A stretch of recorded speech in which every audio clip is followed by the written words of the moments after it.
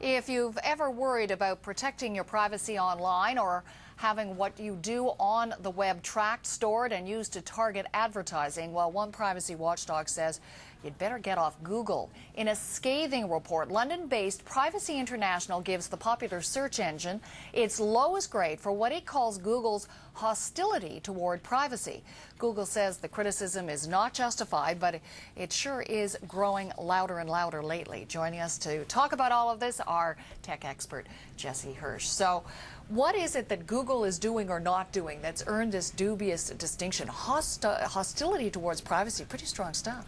Well, it's really their facility, and in their aim to be the best search engine out there, they're constantly accumulating not only our activity, but all the information on the internet. And that puts them in a very unique position to essentially eradicate privacy, because they can see everything that we do, everything that we surf, and everything that's on the internet. You know, that when you describe it that way, it's quite scary. So as individual users, obviously we all should be aware of this. Is there anything that we're doing that puts us more at risk, or once we log on, that's it? Well, it all comes down, in this case, to your relationship with Google. The more you use Google, the more Google knows about you. So if, for example, you only use their search engine, then all they're recording is what you're searching for and what you're clicking on.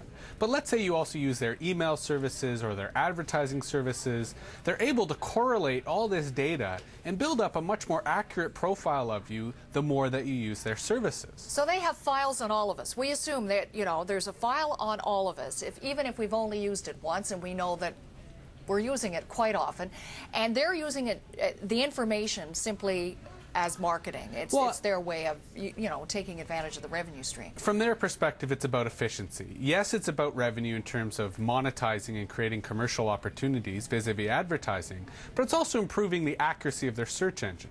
Let's say you search for the term CBC, they'll know that you wanted the Canadian Broadcasting Corporation rather than the Central Bank of China. And so in building this type of profile, they feel that they're making it more convenient for you because they're delivering the results that you're looking for, and even with their suggestion service, perhaps before you even know that you're looking for it.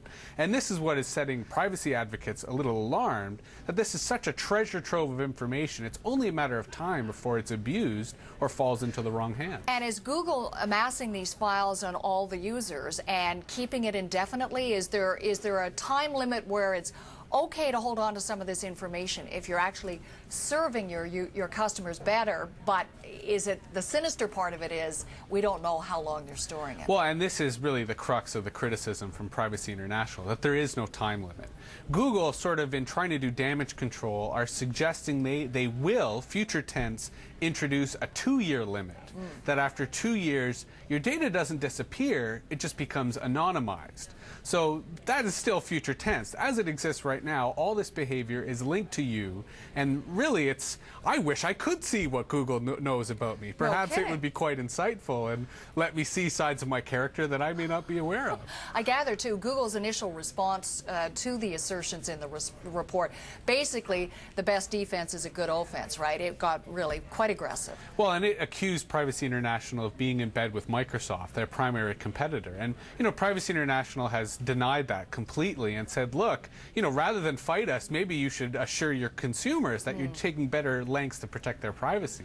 Do we assume that Google, because it is so popular, is an easy target here, or do we know that there are other companies that are more respectful of privacy? Well, in this study, they did look at the internet industry as a whole, and while the entire industry received bad marks, Google got the worst. And part of it has to do with the fact that other companies, perhaps to differentiate themselves, are offering privacy controls basically as a way to win over consumers. Google's almost arrogant in thinking that their technical superiority means they can discard privacy because they deliver such great services. And hopefully people will continue to speak out and be critical of such an approach. You know, I was talking to friends about privacy over the weekend, and it was mentioned, you know what, I think we should all just wake up and smell the coffee.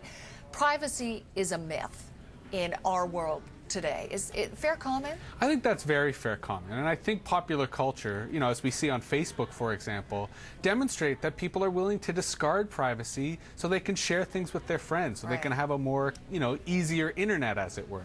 So I suspect that there will be tensions between those who want privacy and those who are willing to discard it for the benefits and powers of the internet. Okay, very interesting. Thanks, Jesse. Thank you. Thanks, Dave.